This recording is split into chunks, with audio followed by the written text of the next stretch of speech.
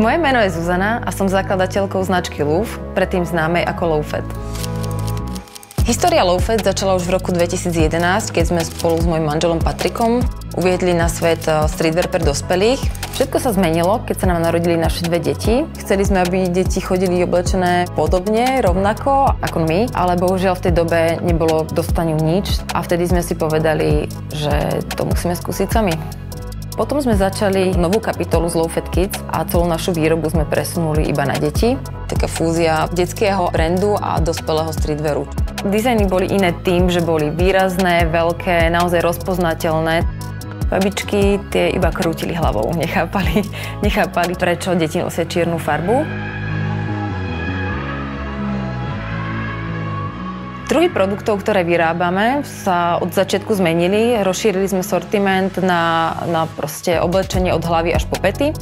To znamená od ponožiek, tepláky, trička, šiltovky, čiapky, čiže naozaj full range oblečenia pre deti od 1 do 12 rokov.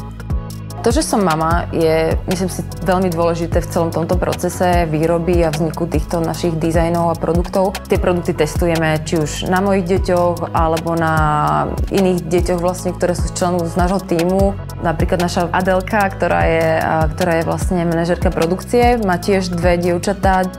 Prvotný je nápad, to znamená, premyslím si, na čo chcem, aby sa daná kolekcia zamerala. Čiže ideálne je, keď máme nejakú tému, ktorej sa držíme. A následne si vyberieme, aké produkty vyrobíme. To znamená, či to budú trička, tepláky, koľko kusov. Potom si zvolíme farby, ktorými sa budeme riadiť. Následne to všetko z hlavy prenesieme do počítača a vytvoríme grafické návrhy, ktoré sa posielajú do výroby.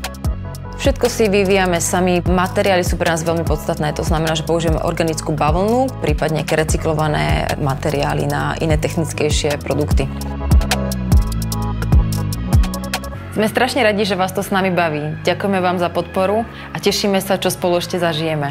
Ďakujeme.